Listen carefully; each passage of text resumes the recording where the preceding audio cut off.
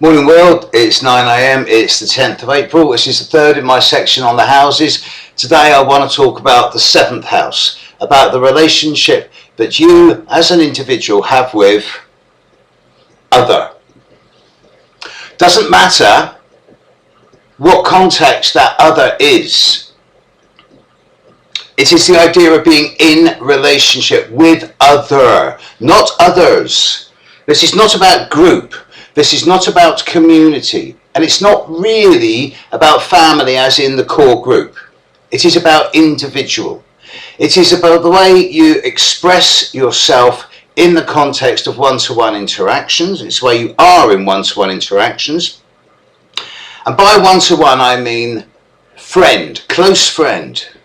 I mean employer or employee. I mean parent or child. I also mean your personal and intimate relationship.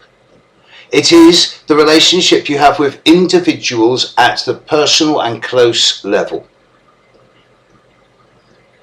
And it is pretty unique in that. There are elements of things around courtship and the rituals of marriage, but primarily the 7th house is the house of one-to-one relationships. So let's run through the signs. Traditionally, traditionally the sun is actually not that good in the 7th house of relationships, because the sun is all about one's sense of identity and core and soul and individuality.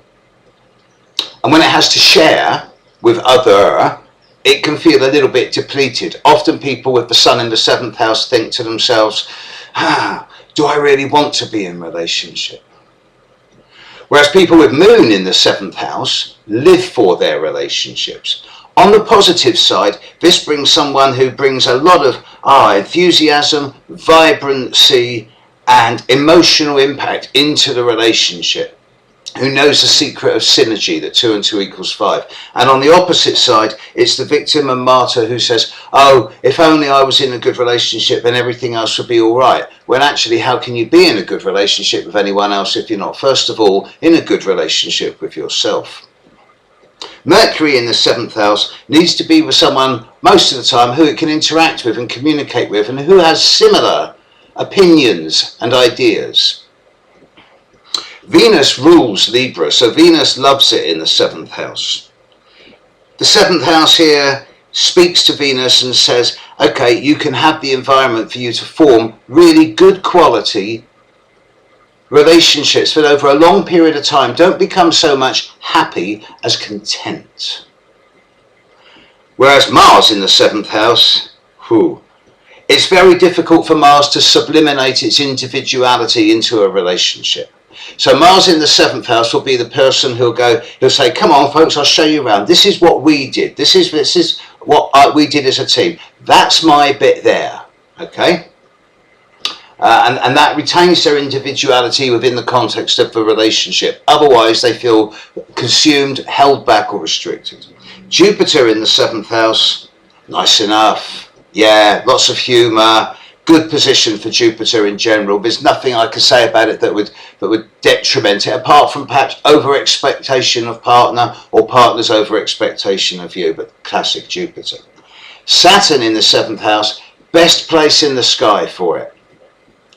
Saturn loves it in the 7th house, and I can see why. It says that once you've been in a long-term relationship of whatever type for 7 years or more, then that's generally going to be there for the rest of your life. It's the 7-year itch, and it makes you slow and perseverant, and most people with Saturn in the 7th house don't find relationship contentment until older, but then the quality makes it worth the wait. Uranus in the 7th house people don't do 2.2 kids, mortgage, car, job. They like independence and autonomy within the confines of a committed relationship. Neptune in the 7th house, they can be the bleeding martyr who always just puts their partner first, or they can be seeking salvation through their partner. But hopefully it's the opposite, that they're going to bring into the relationship a degree of romantic creativity and almost dreamlike artisticness that improves the aestheticism, subtlety and refinement of both people. And Pluto in the 7th house suggests that people with this position part of their mission on planet is to redefine the reasons that they are in relationship patterns and what they actually want from them.